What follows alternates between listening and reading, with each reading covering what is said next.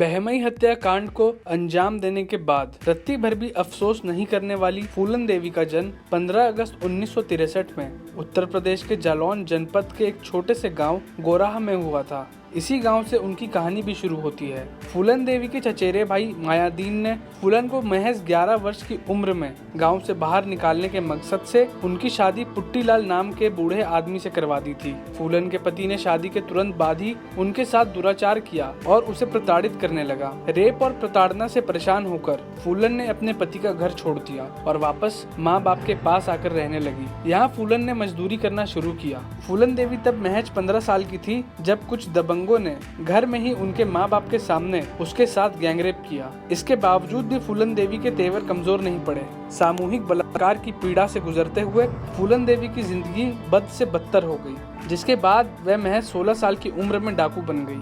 हालांकि फूलन देवी ने आत्महत्या करने की बजाय बलात्कार का बदला लेने का प्रण लिया और इसी क्रम में राजपूत समाज के 22 लोगों का सरेआम कत्ल कर दिया था, जो बहमई कांड के नाम से मशहूर है। दिन 14 फरवरी 1981, इलाका बहमई, जहां फूलन देवी ने 22 लोगों को लाइन में खड़ा करके गोलियों से छलनी कर दिया। इस घटना के बाद फूलन देवी का नाम सभी के दिलो दिमाग और जहन में बस गया। यह फूलन देवी थी जिनके साथ मात्र 15 साल की आयु में गैंग रेप किया गया था। अब फूलन देवी एक नए तेवर में आ गई थी, जिन्हें न जिंदगी से मोह था और न ही मौत से रश्क। जब फूलन देवी से यह जानने की कोशिश की गई कि आखिर यह नरसंहार किस लिए, तो फूलन देवी का कहना था कि उन्होंने यह हत्याकांड बदला लेने के लिए किया था। फूलन जब 15 साल की थी तब गांव के ठाकुरों ने उनके साथ सामूहिक दुष्कर्म किया। इंसाफ के लिए जूझती फूलन के गांव में कुछ डकैतों ने हमला किया। इस हमले में डकैत फूलन को उठाकर ले गए और उन्होंने भी उनके साथ कई बार दुष्कर्म किया।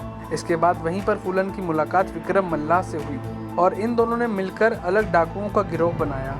इस तरह फूलन देवी 1980 के दशक के शुरुआत में चंबल के भीड़ों की सबसे खतरनाक डाकू माने जाने लगी। फूलन ने अपने साथ हुई हिंसा और कुकर्मों का बदला तो ले लिया था, लेकिन उनकी जान को खतरा हमेशा बना रहता था। इसी बीच फूलन देवी के साथी डाकू विक्रम मल्लाह की भी हत्या हो गई थी, जिससे फूलन देवी टूट गई और उन्होंने हथियार डालने का मन बना लिया। हालांकि फूलन देवी उत्तर प्रदेश की पुलिस के रवैये से बखूबी वाकिफ थी। फूलन देवी को पूरा विश्वास था कि उत्तर प्रदेश की पुलिस समर्पण के बाद भी उन्हें गोली मार देगी, इसलिए उन्होंने मध्य प्रदेश सरकार के सामने हथियार डालने के लिए सौदाबाजी की। मध्य प्रदेश के तत्कालीन मुख्यमंत्री अर्जुन सिंह के सामने फूलन देवी ने एक समारोह में हथियार डाले और उस समय उनकी एक झलक पाने के लिए हजारों लोगों की भीड़ जमा थी। हालांकि आत्मसमर्पण के लिए भी फूलन देवी ने कई शर्तें रखी थी, जिसमें उसे या उसके किसी भी साथी को मृत्यु दंड नहीं दिया जाए, उसे व उसके गिरोह के लोगों को 8 साल से ज्यादा सजा नहीं दी जाए। सरकार ने फूलन की सभी शर्तें मान ली। शर्तें मान लेने के बाद ही फूलन ने अपने साथियों के साथ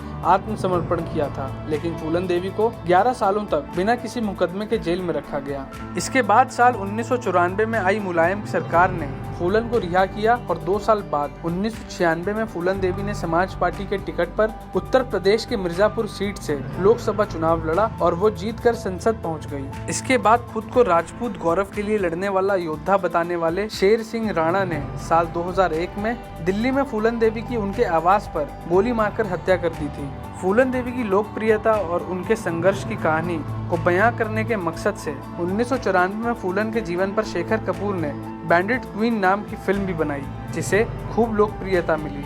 फिल्म अपने कुछ दृश्यों और फूलन देवी की भाषा को लेकर काफी विवादों में रही। 2011 में प्रतिष्ठित टाइम मैगजीन ने अंतर्राष्ट्रीय महिला दिवस के अवसर पर प्रकाशित अपने अंक में फूलन देवी को इतिहास की 16 सबसे विद्रोही महिलाओं की सूची में चौथे नंबर पर रखा था।